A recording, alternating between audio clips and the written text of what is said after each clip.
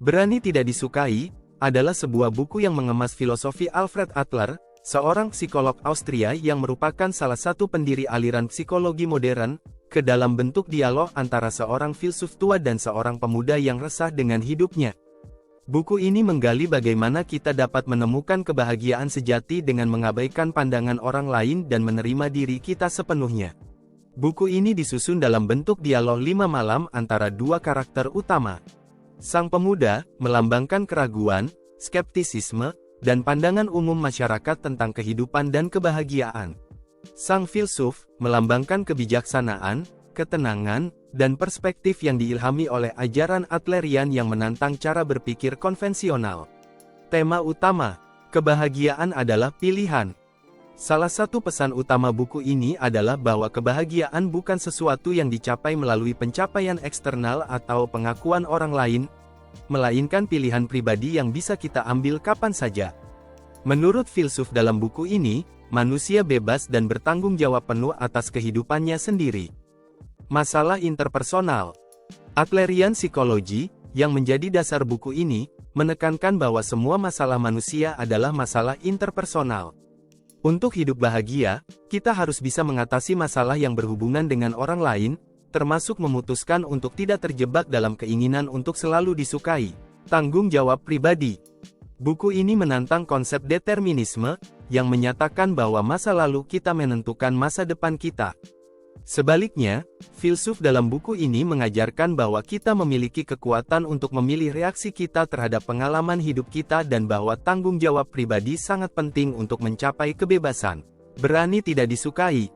Konsep inti buku ini adalah keberanian untuk tidak disukai oleh orang lain sebagai jalan menuju kebebasan dan kebahagiaan sejati.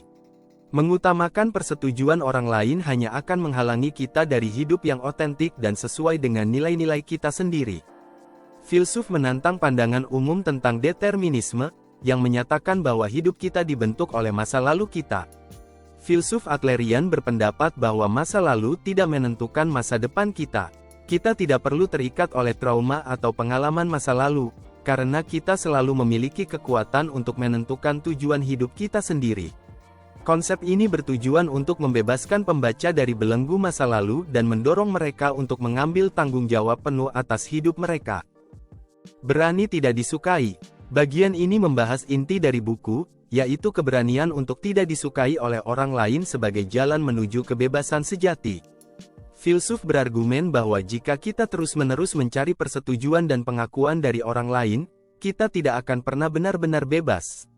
Penting untuk menjalani hidup sesuai dengan prinsip dan nilai-nilai pribadi kita, bahkan jika itu berarti kita akan menghadapi penolakan atau kritik dari orang lain. Buku ini menekankan bahwa kita tidak dapat menyenangkan semua orang, dan bahwa mencoba melakukannya hanya akan menyebabkan kecemasan dan ketidakpuasan. Temukan kebahagiaan dalam kontribusi kepada orang lain. Di bagian terakhir, filsuf mengajarkan bahwa kebahagiaan sejati datang dari kontribusi kepada komunitas atau masyarakat. Dengan mengarahkan hidup kita untuk bermanfaat bagi orang lain, kita bisa menemukan makna dan tujuan yang mendalam. Filsuf menekankan bahwa kita harus berfokus pada bagaimana kita bisa memberikan sesuatu kepada orang lain tanpa mengharapkan imbalan atau pengakuan. Hal ini akan membantu kita melepaskan diri dari egoisme dan menemukan kebahagiaan yang lebih murni dan berkelanjutan. Buku Berani Tidak Disukai menawarkan panduan untuk menjalani hidup yang lebih bebas, autentik, dan bahagia. Dengan menggali pemikiran Alfred Adler, buku ini mendorong pembaca untuk melepaskan kebutuhan akan validasi eksternal, mengatasi masalah hubungan interpersonal, dan menjalani hidup sesuai dengan nilai-nilai pribadi. Pesannya yang kuat tentang keberanian untuk tidak disukai, serta pentingnya kontribusi sosial, menjadikannya bacaan yang berharga bagi mereka yang mencari cara untuk mengatasi tekanan sosial dan menemukan kebahagiaan sejati. Kelebihan buku. Penggunaan format dialog membuat konsep-konsep filosofis dan psikologis yang berat menjadi lebih mudah dipahami dan diakses oleh pembaca. Dialog antara pemuda dan filsuf juga membantu pembaca untuk secara bertahap memahami dan merenungkan konsep-konsep yang disajikan. Buku ini berani menantang pemikiran konvensional tentang kebahagiaan, hubungan, dan trauma masa lalu. Buku ini memberikan perspektif baru yang mendorong pembaca untuk mempertanyakan keyakinan mereka dan membuka diri terhadap cara pandang yang berbeda. Di tengah tekanan sosial dan kebutuhan akan validasi yang sering kali mendominasi kehidupan modern, buku ini menawarkan alternatif yang membebaskan. Pesannya tentang pentingnya hidup autentik sangat relevan dalam masyarakat yang sering kali terlalu fokus pada penampilan dan persetujuan orang lain.